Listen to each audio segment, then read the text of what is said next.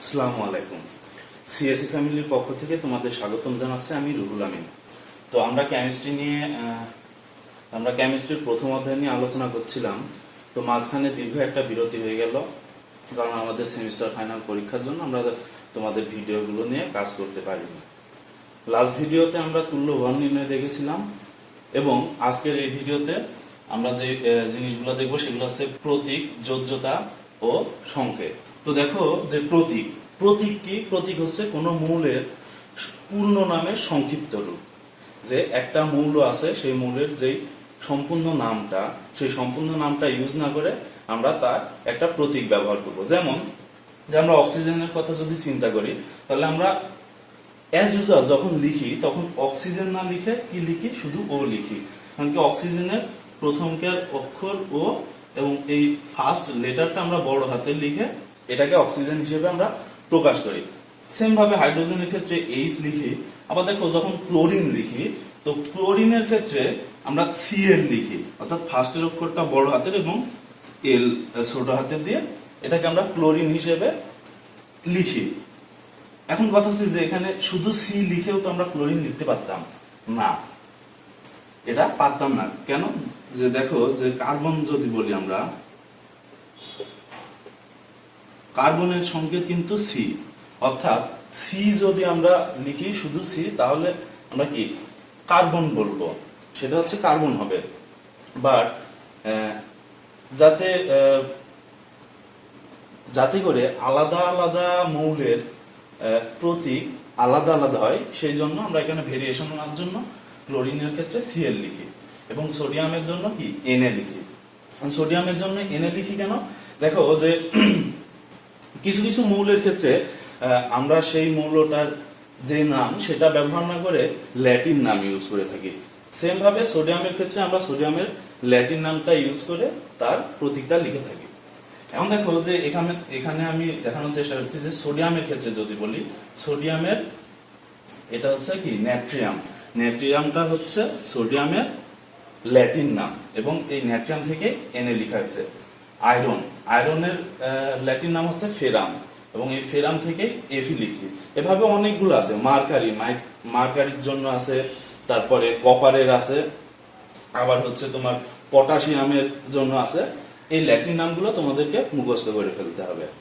তো এই গেল প্রতীক। এখন আমরা যে জিনিসটা দেখবো সেটা হচ্ছে যোজ্যতা।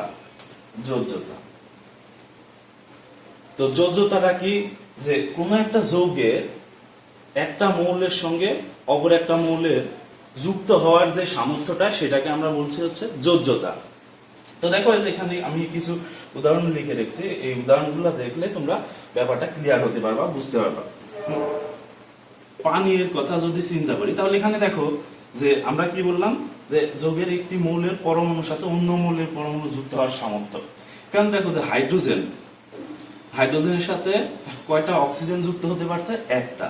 তাহলে হাইড্রোজেনের যোজ্যতা কত আমরা বলতে পারবো? 1। আবার দেখো যে এই যৌগের ভিতরে যে অক্সিজেনের সাথে কয়টা হাইড্রোজেন যুক্ত হতে পারছে? 2টা। তাহলে কি অক্সিজেনের যোজ্যতা কত? 2। আবার যদি সোডিয়াম ক্লোরাইডের কথা চিন্তা করো, NaCl, সোডিয়াম ক্লোরাইডের ক্ষেত্রে সোডিয়ামের সঙ্গে কয়টা ক্লোরিন যুক্ত হতে পারে? একটা ক্লোরিন যুক্ত হতে পারে। সোডিয়ামের যোজ্যতা কত? 1। আবার ক্লোরিনের সাথে কয়টা সোডিয়াম যুক্ত হতে পারে? একটা। তাহলে ক্লোরিনের যোজ্যতা কত? 1। আবার এখানে NH3 অ্যামোনিয়ার ক্ষেত্রে দেখো যে নাইট্রোজেনের সাথে কয়টা হাইড্রোজেন যুক্ত হতে পারছে? নাইট্রোজেনের সাথে 3টা হাইড্রোজেন যুক্ত হতে পারছে, অর্থাৎ নাইট্রোজেনের সাথে কি 3টা মৌল যুক্ত হতে পারছে। তাহলে নাইট্রোজেনের যোজ্যতা কত? 3। আবার হাইড্রোজেনের ক্ষেত্রে কি হাইড্রোজেনের সাথে কয়টা নাইট্রোজেন যুক্ত হতে পারছে? একটা। তাহলে হাইড্রোজেনের যোজ্যতা 1। তো এইভাবে আমরা একটা যৌগের এই যে সংকেত দেখে সেখান থেকে আমরা বলতে পারি যে কোন মৌলটার যোজ্যতা কত। তো যোজ্যতার যে সংজ্ঞাটা আমরা এখন দেখলাম, যে একটি মৌলের পরমাণুর সাথে অন্য মৌলের পরমাণু যুক্ত হওয়ার যে সামর্থ্য, সেটাকে আমরা যোজ্যতা বলতেছি। এখন এই যোজ্যতার জন্য পরবর্তীতে একটা ইলেকট্রনীয় মতবাদ দেওয়া আছে। সেই ইলেকট্রনীয় মতবাদটা কি? যে একটা যৌগ থাকবে, সেই যৌগের ভিতরে একটা মৌল বা একটা মৌলের পরমাণু অপর একটা মৌলের পরমাণুর সাথে যতগুলো ইলেকট্রন গ্রহণ করতে পারবে অথবা বর্জন করতে পারবে অথবা যতগুলো ইলেকট্রন শেয়ার করতে পারবে সেইগুলোকে বলা হয় তার যোজ্যতা। এখানে যদি আমরা একটু দেখার চেষ্টা করি, এখানে দেখো যে আমি ক্যালসিয়াম ক্লোরাইড আর কি উদাহরণ হিসেবে লিখে রেখেছি ইলেকট্রনীয় মতবাদ দেখার জন্য যোজ্যতার। তো ক্যালসিয়াম ক্লোরাইডের ক্ষেত্রে দেখো যে আমরা জানি ক্যালসিয়াম, এই ক্যালসিয়ামের শেষ কক্ষপথে ইলেকট্রন আছে কয়টা? 2টা, আমরা জানি। তো দেখো যে ক্যালসিয়ামের শেষ কক্ষপথে যেহেতু 2টা ইলেকট্রন আছে, সো ক্যালসিয়াম কয়টা ইলেকট্রন ত্যাগ করতে পারবে? 2টা ইলেকট্রন ত্যাগ করতে পারবে। তাহলে কি ক্যালসিয়ামের যোজনী কত হচ্ছে? 2। আর ক্লোরিনের ক্ষেত্রে যদি আমরা চিন্তা করি, তাহলে দেখো যে ক্লোরিনের শেষ কক্ষপথে ইলেকট্রন আছে হচ্ছে 7টা। ক্লোরিনের শেষ কক্ষপথে ইলেকট্রন আছে কয়টা? 7টা। এখন দেখো যে ক্লোরিন তো এই 7টা ইলেকট্রন ত্যাগ করতে পারবে না, কারণ কি জানি ক্লোরিন হচ্ছে একটা গ্যাস। এবং আমরা এটাও জানি যে যাদের শেষ কক্ষপথে অর্থাৎ যে সমস্ত মৌলের শেষ কক্ষপথে 1টা 2টা এবং 3টা ইলেকট্রন থাকে তারা অ্যাজ ইউজুয়াল এই ইলেকট্রনগুলা সহজেই ত্যাগ করতে পারে। আবার যে সমস্ত মৌলের শেষ কক্ষপথে 5টা 6টা এবং 7টা ইলেকট্রন থাকে তারা সেই ইলেকট্রনগুলা ত্যাগ করতে পারে না। কারণ কি অধিক পরিমাণ ইলেকট্রন ত্যাগ করার জন্য অধিক পরিমাণ শক্তির প্রয়োজন হয়। এই শক্তির সেখানে যোগান দেওয়াটা অনেক ব্যয়বহুল, যার জন্য কি করে যে যে সমস্ত মৌলের শেষ কক্ষপথে 5টি 6টি এবং 7টি ইলেকট্রন থাকে তারা ইলেকট্রনগুলো গ্রহণ করে। তাহলে দেখো যে ক্লোরিনের শেষ কক্ষপথে ইলেকট্রন আছে 7টা এবং এর গ্রহণ করতে পারবে এবং সর্বোচ্চ কয়টা? আর একটা ইলেকট্রন গ্রহণ করতে পারবে। একটা ইলেকট্রন গ্রহণ করলে ক্লোরিন কি 8টা ইলেকট্রন পূর্ণ হবে শেষ কক্ষপথে।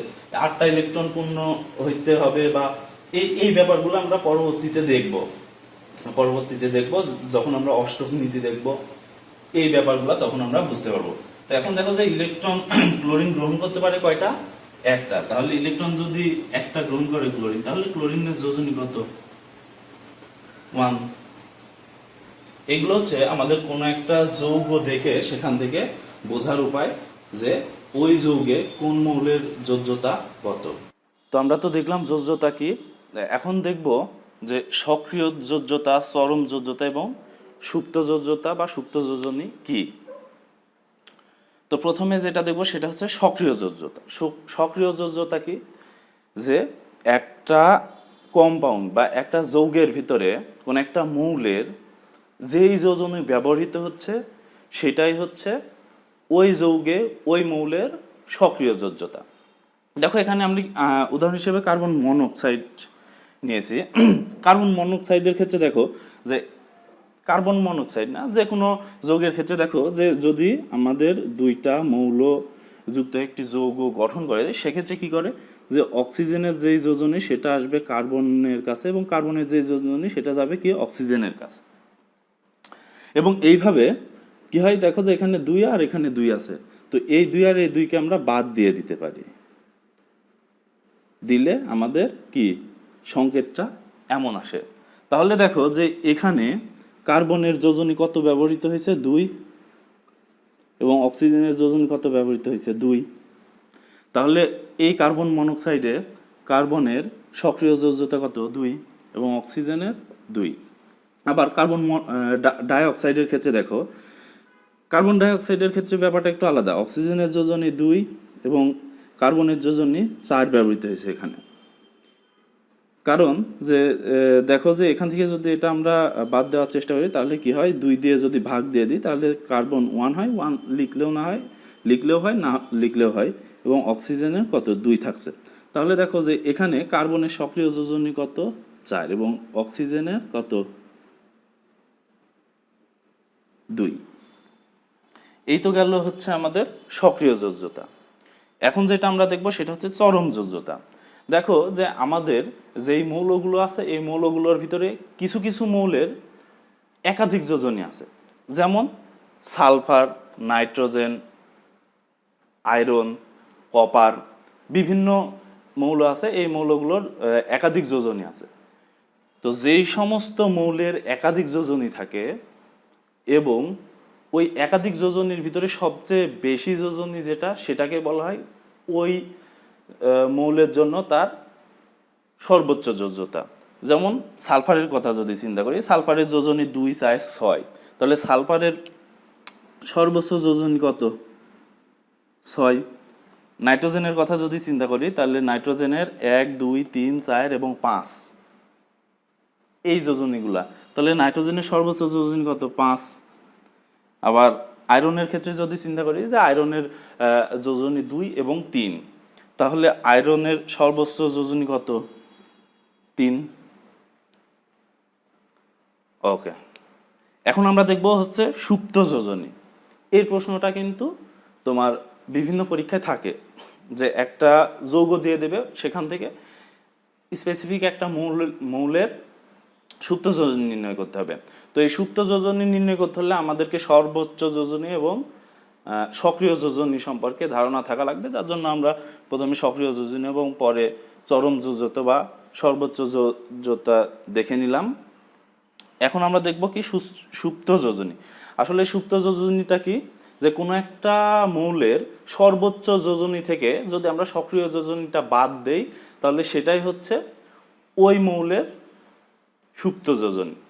তো এখানে দেখো যে আমি কার্বন মনোক্সাইড লিখছি, তো কার্বনের সর্বোচ্চ যোজনী 4।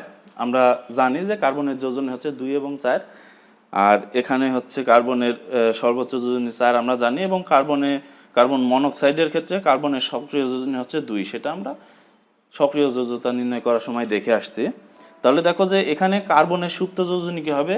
এই 4 থেকে 2 বাদ দিলে যেটা পাবো সেটাই হচ্ছে আমাদের কার্বন মনোক্সাইডে কার্বনের সুপ্ত যোজনী। তো এখন আমরা যেটা দেখবো সেটা হচ্ছে যৌগমূলক। তো যৌগমূলক জিনিসটা কি? যে যৌগমূলক হলো বিভিন্ন মৌলের একাধিক পরমাণু গুচ্ছ, যে বিভিন্ন রকমের মৌলগুলো থাকবে, ওই মৌলগুলো এক জায়গায় করে একটা পরমাণু গুচ্ছ তৈরি করা হবে। একটা পরমাণুর গুচ্ছ তৈরি করা হবে। সেই গুচ্ছটা কি করবে? সেই গুচ্ছটা একদম একটা কি পরমাণুর মতো আচরণ করবে। কখন পরমাণুর মতো আচরণ করবে? যে কোনো একটা যৌগের ভিতরে। যার জন্য বলছে ভিন্ন ভিন্ন মৌলের একটি পরমাণু গুচ্ছ যা বিভিন্ন যৌগে একটি পরমাণুর ন্যায় আচরণ করে। তো দেখো যে এখানে অ্যামোনিয়াম, সালফেট, নাইট্রেট এগুলোর উদাহরণ দেওয়ার চেষ্টা করছি। যে দেখো যে সালফেটের কথা যদি চিন্তা করি, যে সালফিউরিক অ্যাসিডের ভিতরে H2SO4, এই H2SO4 এর ভিতর দেখো যে হাইড্রোজেন একটা তো পরমাণু, SO4 কিন্তু একটা পরমাণু না, এখানে একটা পরমাণু গুচ্ছ। SO4 এর ভিতর সালফার আছে এবং অক্সিজেন আছে, এই দুইটা একসঙ্গে এমন একটা অবস্থায় থাকে যে কি একটা পরমাণুর মতো আচরণ করে। বা যখন রাসায়নিক বিক্রিয়া ঘটানো হয়, তখন একটা পরমাণু যেভাবে রাসায়নিক বিক্রিয়ায় অংশগ্রহণ করে বা একটা রাসায়নিক বিক্রিয়া ঘটায় বা একটা যৌগ তৈরি করে, এই সালফেটও কিন্তু রাসায়নিক বিক্রিয়ার ক্ষেত্রে বা একটা যৌগ তৈরির ক্ষেত্রে সেম ভাবে একটা পরমাণুর ন্যায় আচরণ করে থাকে। তো এই যে যৌগমূলক, বিভিন্ন রকমের যৌগমূলক আছে, এগুলো বইয়ের ভিতরে দেখবা এবং এগুলো মুখস্থ করে ফেলতে হবে, যে কোন যৌগমূলকের যোজনী কত বা কোন যৌগমূলকের আয়ন কত, এই ব্যাপারগুলো বইয়ের ভিতরে আছে, লিস্ট আছে, দেখবা সেগুলো মুখস্থ করে ফেলবা। তো এখন দেখো যে এই যৌগমূলকে দুইটা ভাগে ভাগ করা হয়েছে, একটা ধনাত্মক যৌগমূলক এবং একটা ঋণাত্মক যৌগমূলক। তো দেখো যে ধনাত্মক যৌগমূলক কোনগুলোকে বলবো? যে সমস্ত যৌগমূলকগুলো জলীয় দ্রবণে পজিটিভ আয়ন দেয়, জলীয় দ্রবণে পজিটিভ আয়ন দেয়। যেমন দেখো যে সোডিয়াম কি করে? সোডিয়াম প্লাস হয়ে যায়, অর্থাৎ কি সোডিয়াম পজিটিভ আয়ন দিচ্ছে। বা এভাবে যদি তুমি পটাশিয়াম বা লিথিয়াম যে কোনো মেটাল অর্থাৎ ধাতুর কথা চিন্তা করো, তাহলে তাদের জলীয় দ্রবণে আমরা কি পাই? ধনাত্মক আয়ন পাই। সেম ভাবে এই যে ধনাত্মক যৌগমূলক যেটা, সেটারও যদি আমরা জলীয় দ্রবণ তৈরি করার চেষ্টা করি, তাহলে সেখানে এই ধনাত্মক যৌগমূলক যেগুলো আছে সেগুলা কি পজিটিভ আয়ন দেয়। তাহলে আমাদের ধনাত্মক যে যৌগমূলক সেগুলোর ভিতরে আছে অ্যামোনিয়াম এবং ফসফোনিয়াম। এরপরে ঋণাত্মক যৌগমূলক, সেম ভাবে ঋণাত্মক যৌগমূলক কি করবে? যে ঋণাত্মক যৌগমূলকের যদি আমরা জলীয় দ্রবণ তৈরি করতে চাই বা চেষ্টা করি, তাহলে সেখানে সে নেগেটিভ আয়ন প্রদান করবে আমাদেরকে। এখানে সালফেট আছে, নাইট্রেট আছে, কার্বনেট আছে এবং অসংখ্য অসংখ্য আমাদের ঋণাত্মক যৌগমূলক আছে। তো আজকের ভিডিওতে এ পর্যন্তই। আর যারা এখন আমাদের সিএসসি ফ্যামিলি চ্যানেলটি সাবস্ক্রাইব করো নাই তারা অবশ্যই সাবস্ক্রাইব করবা এবং পাশে থাকা বেল আইকনটিতে প্রেস করে রাখবা, যাতে করে আমাদের নতুন ভিডিও দিলে তোমরা সঙ্গে সঙ্গে পেয়ে যাও। এবং পরবর্তী ভিডিওতে আমরা সংকেত নিয়ে আলোচনা করব, কারণ সংকেতের যে টপিকসটা সেটা হচ্ছে একটু অনেক বড় আর কি, যার জন্য ওটার জন্য আমরা আলাদা একটা লেকচার তৈরি করব। তো সেই পর্যন্তই, আল্লাহ হাফেজ।